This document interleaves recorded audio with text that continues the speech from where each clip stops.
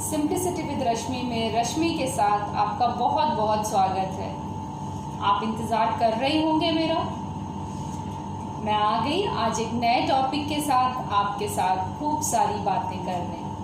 आज का मेरा टॉपिक है सूर्य ग्रहण को लेकर, क्योंकि ये हफ्ता पूरा हमारा सूर्य ग्रहण में ही लग रहा है कि बहुत सारे मंथन चल रहे हैं कि सूर्य ग्रहण होने वाला है। तो जैसा मैं बता दूं, 21 जून जिसको हम लोग बड़े दिन के नाम से जानते हैं, 21 जून सबसे बड़ा दिन होता है, साल का सबसे बड़ा दिन होता है और उस दिन ही ये ग्रहण लग रहा है। और 21 जून को दिन रविवार का पड़ रहा है, यानी संडे का, और संडे को सूर्य का दिन माना जाता है। आप देखते हैं कि सूर्य को प्रसन्न करने के लिए जो व्रत महिलाएं रहती हैं वो रविवार को ही रहती हैं। उसमें तब तक व्रत रहती है जब तक सूर्य होते हैं। सूर्य अस्त होने के बाद वो पानी तक नहीं पीती। बहुत कठिन व्रत हुआ करता है। तो ये सूर्य ग्रहण लग रहा है, 21 जून को लग रहा है।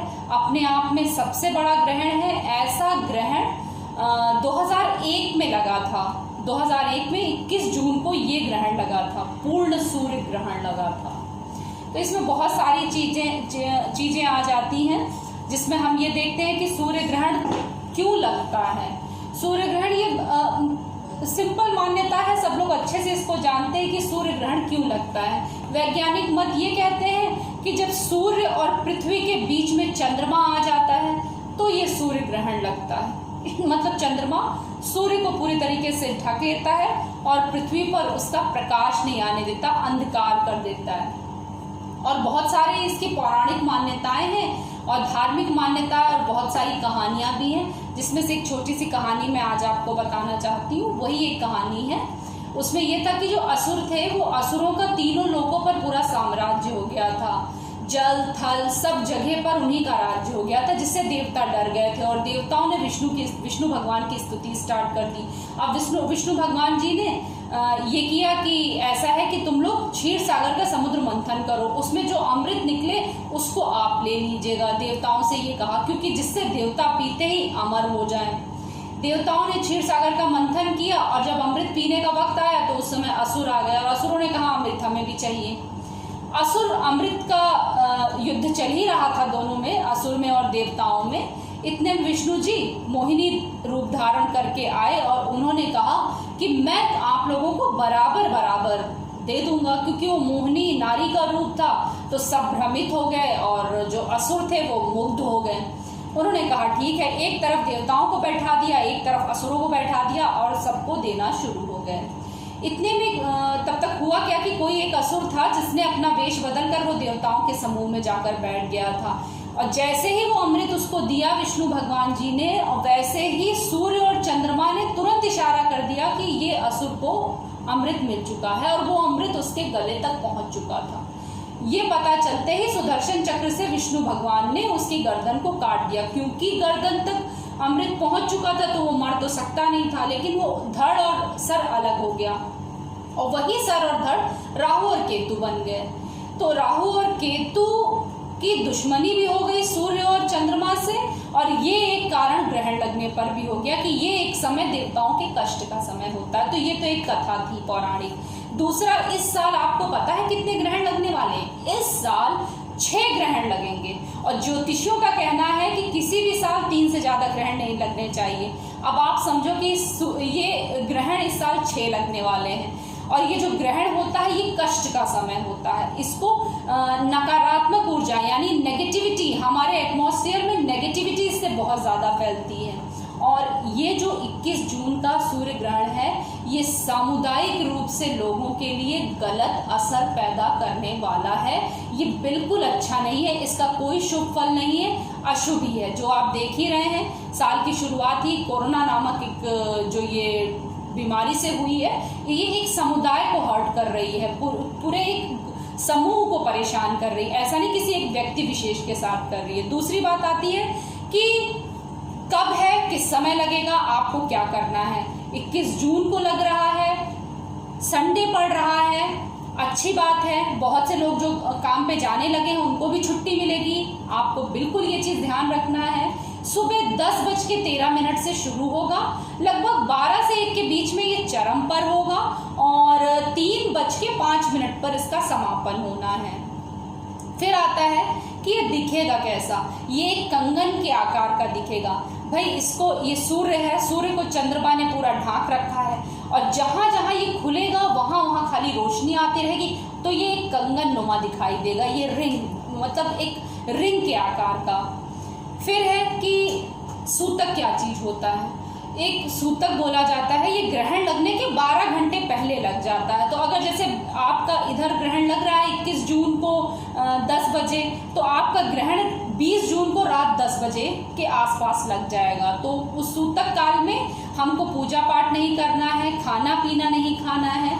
तो आपको क्या करना है, अपने मंदिर के, आपके पर्दा लगा हुआ है या दरवाजा है या जो कुछ भी, अपने मंदिर को हमें ढांक देना है, जिससे हमारे भगवान, हमारे ईश्वर पर इसका दुष्प्रभाव ना पड़े। वैसे तो हम कोई ईश्वर को बचा नहीं सकते, लेकिन हमारा फर्ज है कि हम उनकी भी रक्षा करें। ये ईश्वर का कठिन समय माना जाता है, तो इसलिए इस समय देखते भी हैं, बहुत जगह बचपन से हमने सुन रखा है कि पूजा पाठ किया जाता है। इस मतलब भगवान का नाम लीजिए, मंदिर में नहीं जाना है, मंदिर वगैरह सब बिल्कुल बंद रहता है। फिर है कि कहाँ कहाँ दिखेगा। ये भारत में, लगभग भारत में तो दिखना ही दिखना है, पूरे एशिया में दिखाई देगा और साथ में अफ्रीका के भी कुछ शहरों में दिखाई देगा। फिर इसका फल कैसा होगा। इसका फल बिल्कुल अच्छा नहीं है, क्योंकि मंगल की सीधी दृष्टि ग्रहण पर पड़ रही है, जिससे इसका सिर्फ और सिर्फ दुष्प्रभाव है। सामूहिक तौर पर इसका अशुभ फल है। इसका फल बिल्कुल नहीं अच्छा है। किसी की सेहत पे समस्या आएगी, किसी का आर्थिक तौर पे समस्या आएगी, लेकिन ये समस्याएं वाला ही ग्रहण है। इसमें क्या ना करें, इसमें तो सावधानी सभी को रखनी है कि इसमें आपको करना ये है कि आप कुछ भी ना करें, भगवान ईश्वर का ध्यान करें, कुछ काटे नहीं, खाए पिए नहीं, कुछ भी ना करें।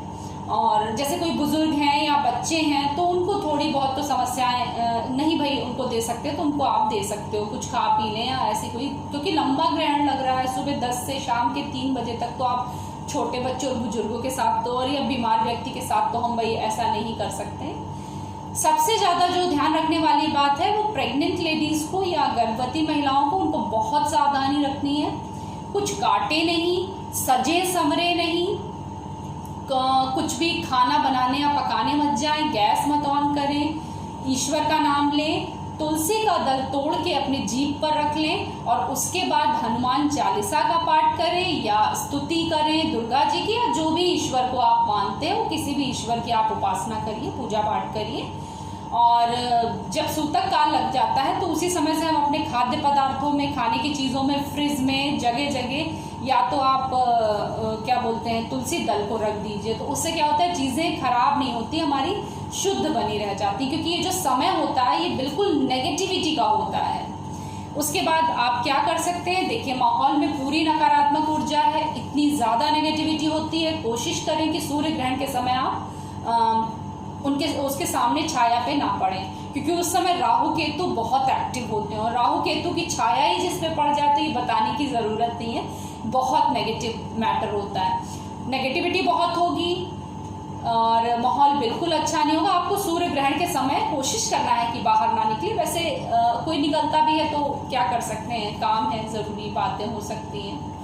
क्या करना चाहिए, जैसे ही ग्रहण खत्म हो जाता है उसके बाद स्नान करिए, नहाइए धोइए, अपने मंदिर को झाड़िए पोछिए और भगवान का पूजन करिए और दान दक्षिणा जरूर कर दीजिए, क्योंकि ये कठिन समय हमारा अच्छे से कट रहा है, प्रभु ने काटा हमारा इस समय को। तो आप ठीक है, मैंने इसीलिए ये वीडियो पहले बना दिया कि आपको जो छोटी मोटी जानकारी होगी, हमारे खास फ्रेंड्स को जो मेरे सब्सक्राइबर्स हैं, मैं उनकी हर एक चीज़ का ध्यान रखती हूँ कि मैं उनको इसमें भी हेल्प करूँ। तो ठीक है, आपने ग्रहण के बारे में सब कुछ जान लिया है। हम लोग 21 जून का ग्रहण है, अपने आप में ऐतिहासिक दिन है, ठीक है, उसके बारे में हमने आपको बताया है। और आप बहुत सारा आप इस सब चीज़ों की सावधानी रखिएगा जितना मैंने कहा है। कोरोना टाइम है, घर पर रहिए, सेफ रहिए, हम सिर्फ अपने आप को सेफ रख के ही बचा सकते हैं। Stay home, stay safe, stay healthy. Radhe Radhe.